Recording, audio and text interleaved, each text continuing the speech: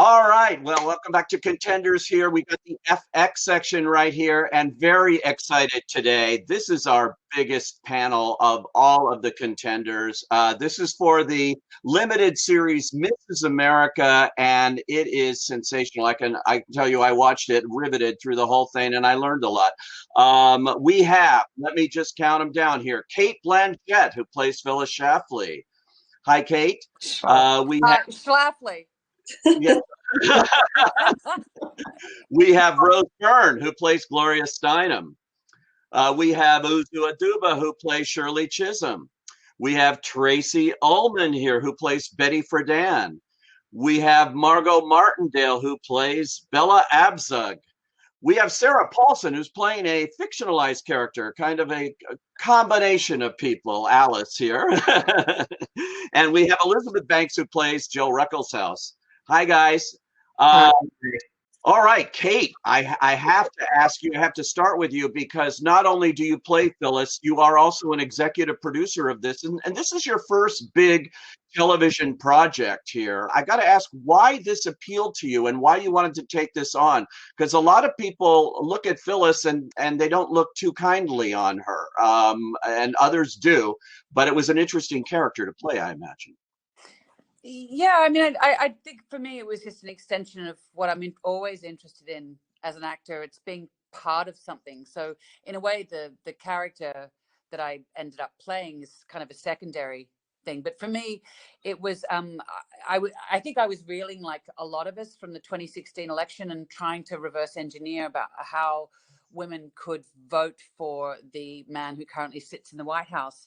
And just to try and understand that, and also it was a period of history that I thought I knew a lot about, second wave feminism, but I didn't know who Phyllis was. And I had no idea about how polarizing she was and really how she put a lot of things into what we understand as being the Republican Party platform now. And I think I generally, apart from playing someone that felt so far away from me, I was interested in trying to understand what was so terrifying for people about the notion of equality.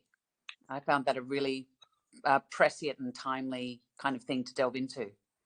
Yeah, it's absolutely fascinating to see this character because it's mentioned in the series too. A lot of people looked at her and said, you know, she may be more of a feminist in some ways than the other characters in her own way because she was working in an all-male driven world trying to break through. And that's something I never thought about with her at all. Yeah, I feel like I'm working in an all-male world trying to break through. So, I don't know what's changed, but yes, I mean that was part of the. I mean, look, I grew up in the backlash to second wave feminism, where I thought feminism was about equality, and I didn't realize, I think, until I started to do the deep research for Mrs. America, that all of that negative baggage that came with calling oneself a feminist in the 80s, it came out of all of these sort of just the strive for equality by feminists in the 70s. So that was it was a fascinating thing, I think, for all of us to see how much has changed, but also how little the language has changed. Yeah, it's fascinating. Now, Rose, you're playing Gloria Steinem. She's still with us, too. I don't know if you ever had the chance to actually meet her or anything. What was your approach to playing Gloria Steinem in this? I didn't get to meet Gloria, unfortunately. I've never met her. So I don't know if it would have helped. It probably would have been very intimidating, I imagine. But yeah, I didn't really know where to start because there's so much on Gloria, obviously. Her own writings and then all the historical archival sort of writings and articles and so on and so forth. So Darby Waller, the showrunner, she sent me a package to begin with because I was like, I don't know where to begin, and she sent me a package of things to start to read, which was really helpful because it was quite overwhelming trying to figure out where to begin. Wow. The voice, you got that voice down. How difficult was that? And how much work did you put into that I feel like I'm watching Gloria Steinem when I'm watching your performance, and it's not an impression, but it was very unique to her. Oh, thanks. I started working with Kate Wilson, who is one of the lead vocal teachers at Juilliard, and she was really helpful a couple of months early on, like before we started shooting. Yeah, her voice was so specific. I hadn't really heard her speaking that much, particularly back then, from the period of when we're starting the show in the 70s. So yeah, it was quite distinctive. But Cate was great because you obviously don't want to be thinking about the voice when you're doing it. You want to be able to be fluid in the scene and everything. So she was really helpful in finding all the colors in there. But yeah, it's definitely that very Midwestern Ohio kind of flat sounding, very specific sound. Yeah. Tracey, you're playing Betty Friedan. Many people certainly know Betty Friedan. She was right out there at the beginning of the feminist movement. What kind of things did you discover in playing Betty?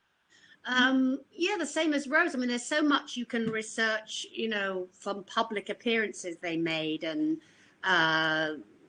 but it's finding out, knowing what they're like in private and how they were amongst each other and how they spoke to each other, you know, without pontificating or but yes, I loved being Betty. I had to fight really hard for this role. I think I've mentioned that before. It was, you know, to be, I really want to be a part of this group of wonderful actresses, and I used to try and draw on her. Betty was quite an extraordinary person. I think she had a huge ego. I love her voice. Talk about Midwest. She was Midwest, Peoria.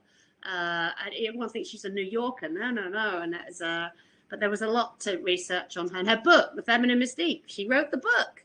And although she was like that generation before all these ladies here, you know, she wrote that amazing book. Couldn't take it away from her. It was brilliant. Yeah, Margo, I have to ask you too. Bella Abzug seems so bigger than life. You know, of course, the hats, the look, that accent too. But what about playing Bella Abzug? You played so many interesting characters in your career. Where does she fit in terms of this? Well, you know, it was a huge responsibility, and I felt overwhelmed by it. I started with a dialect coach 2 months before, Coley Calhoun, and I watched many videos, and as Tracey said, it's very hard to find anything where you see who these people are in private, and that was sort of up to our imaginations. And I love that part about it, because you could find the vulnerability in that, and the relationship between Betty and Bella was, and Shirley and Gloria. I mean, we all were tight. They had a very close relationship, a very close friendship. And so did she and Betty. You know, they loved each other, and you know, she couldn't help but love Betty, and just despise her at the same time.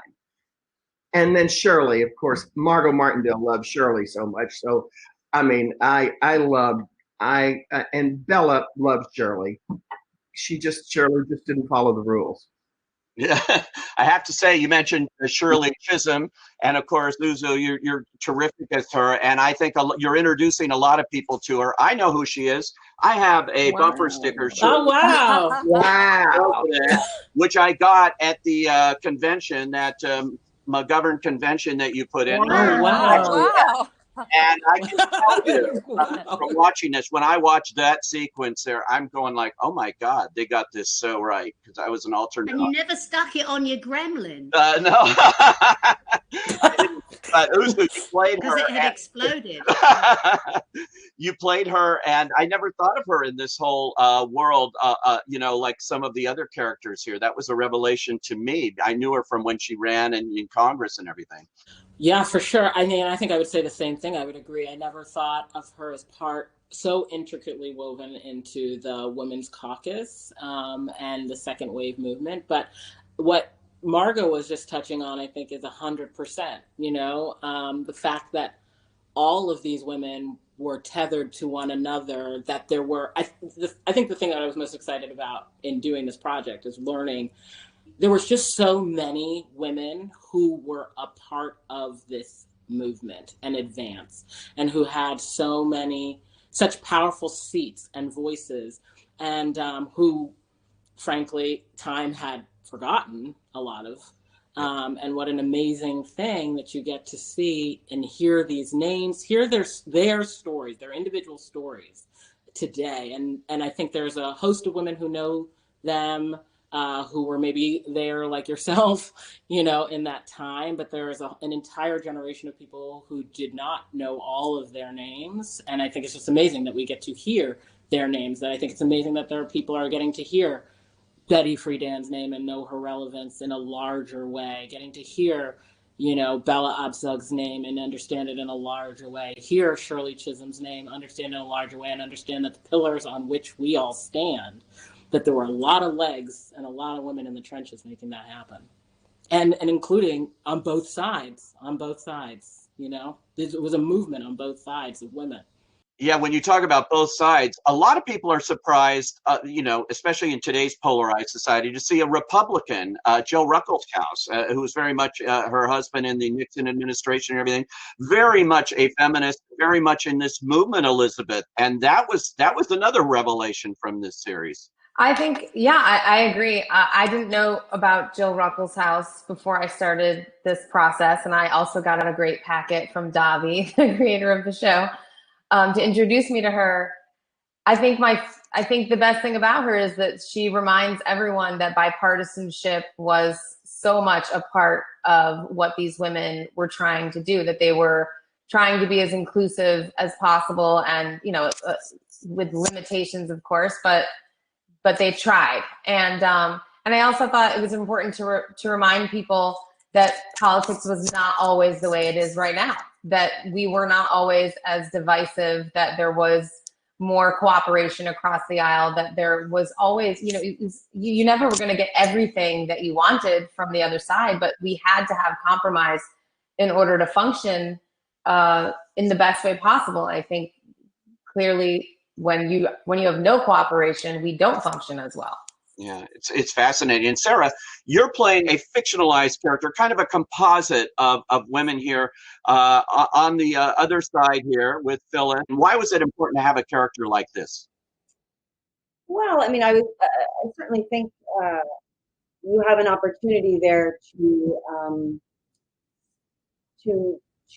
fictionalize the plight of a woman on the other side who feels largely unseen in the context of the movement, and who feels that, everywhere she looks, that the movement is a real threat to her. It's sort of threatening her worldview, her comfort, where she feels a source of power, which is as a homemaker, and is very devoted to that and feels very fulfilled by doing that. And there's a movement of women sort of suggesting that to feel that way is somehow a negative. And I don't know. I mean, I was absolutely jealous of all these women getting to, play these iconic women and walking into the hair and makeup trailer and seeing everyone's picture with the real life person, and then what the extraordinary hair and makeup people on the show did with helping everybody achieve that look. And also it's really fun to dive into all that research and stuff. But it was ultimately had its bonuses too, to be able to do this other thing.